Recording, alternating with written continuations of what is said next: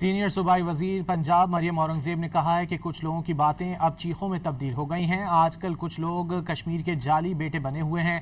کشمیریوں نے نون لیگ کے حق میں فیصلہ سنا دیا۔ وہ راولپنڈی میں تقریب سے خطاب کر رہی تھیں۔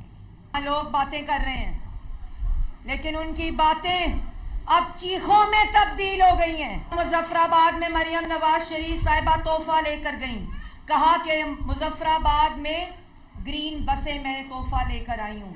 آج مظفر آباد کے اندر لوگوں نے گرین بسوں کا مریم نواز شریف کا نعرہ لگا کر شکریہ کر آج مظفر آباد کی سڑکوں پہ گرین بسیں چل رہی ہیں۔ کل جعلی کشمیر کے بیٹے بنے ہوئے، لیکن جعلی بیٹے بن نہیں سکتے۔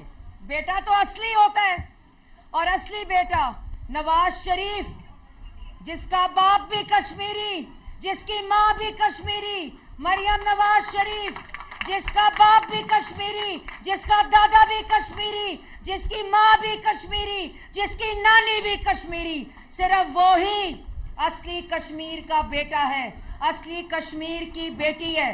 تو تنقید کرنے والوں رونا، ہمیں پتہ ہے ہماری حکومت آ گئی ہے کیونکہ کشمیریوں نے فیصلہ سنا دیا ہے۔